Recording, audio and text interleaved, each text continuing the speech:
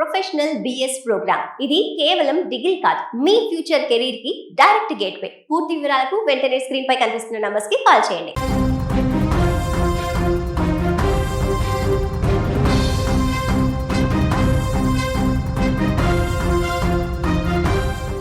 కర్నూలు జిల్లా మంత్రాలయంలో తీవ్ర విషాదం చోటు చేసుకుంది. పవిత్రమైన తుంగభద్రా నదిలో ఈతకు దిగిన 5 యువతీ యువకులు గల్లంతవడంతో వారి కుటుంబ సభ్యులు స్థానికులు తీవ్ర ఆందోళనకు గురయ్యారు.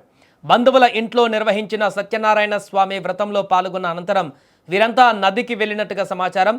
గల్లంతైన వారిలో సంధ్య, యువన్ చంద్ర, సతీష్, రాఘవేంద్ర, ధను ఉన్నట్లుగా అధికారులు గుర్తించారు. పూజా కార్యక్రమం ముగిసిన తర్వాత సరదాగా ఈత కొట్టేందుకు నదిలోకి దిగిన వీరు నీటి లోతును సరిగా అంచనా వేయలేక ప్రమాదానికి గురైనట్టుగా తెలుస్తోంది. ఈ ఘటనను గమనించిన స్థానికులు వెంటనే పోలీసులకు సమాచారం అందించారు.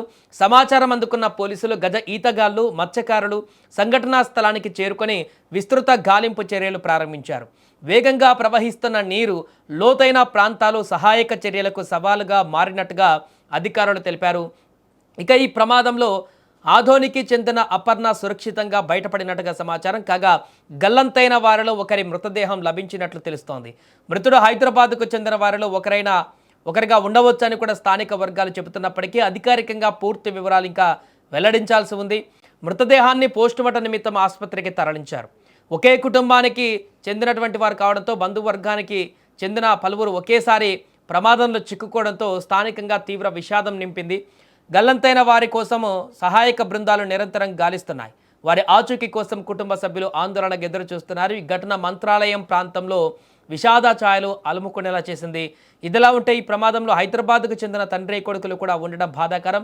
ఎండాకాలం ఆ పైన పూజ చేసిన తర్వాత సరదాగా కొడుకుని తీసుకొని నదిలోకి దిగిన కొద్దిసేపటికే గల్లంతు కావడం కలిచివేస్తోంది.